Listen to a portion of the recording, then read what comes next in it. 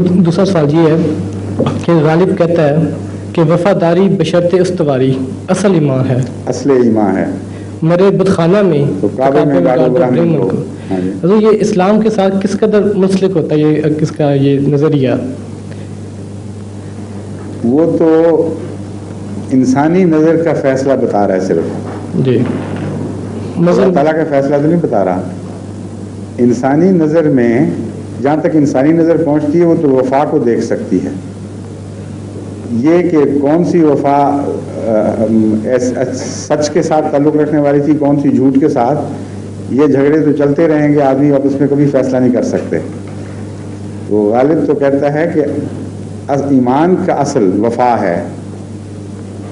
اس لیے جو شخص اپنے ایمان کو وفاداری سے ثابت کر دے، جہاں تک ہم لوگوں کا تعلق ہے ہمیں کوئی حق نہیں کہ اس پر کسی قسم کا ظلم کریں، زیادتی کریں، اس کو حقوق سے محروم کریں، کیونکہ اس نے ہر حالت میں اپنی وفا کو سچا ثابت کر دکھایا ہے.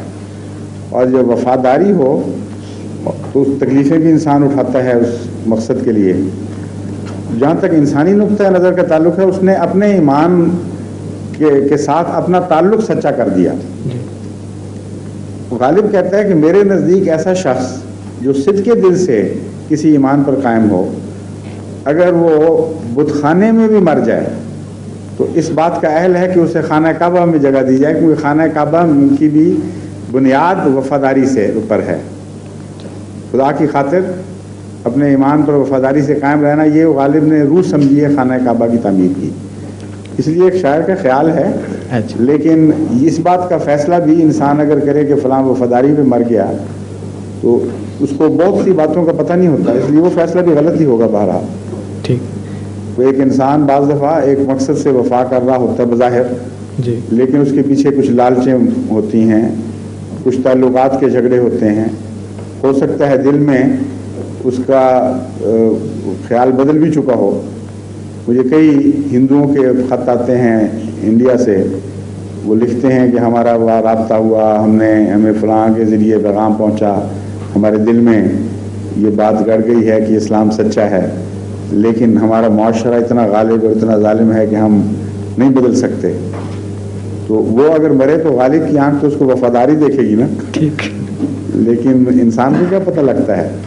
اسی طرح کئی مسلمان ہوتے ہیں جو دل میں بددیانت ہو چکے ہوتے ہیں لیکن معاشرے کے غلبے کی وجہ سے کچھ نہیں کہتے، کئی دہریہ ہو چکے ہوتے ہیں، سوسائٹی بھری پڑی ہے ایسے لوگوں سے. تو ایک شاعر کی آنکھ تو ان کو وفاداری پائے گی، لیکن یہ بات نہیں ہے. وفا کا پیمانہ بھی ایسا ہے جسے انسان نہیں جان سکتا، اللہ تعالیٰ ہی ہے جو بہتر جانتا ہے کہ کون کس حالت میں جان دے رہا ہے. اسی لیے خدا تعالیٰ نے اس مضمون کو دعا کے طور پر ہمیں سکھا دیا، ربنا وتوفنا مع الابرار. یہ نہیں فرمایا وفاداروں میں جان وفات دے، یہ فرمایا کہ یہ دعا کیا کرو، ربنا توفنا مع الابرار، اے اللہ ہمیں ایسی حالت میں وفات دینا کہ تیری نظر میں ہم نیک لوگ ہوں، اچھے لوگ ہوں.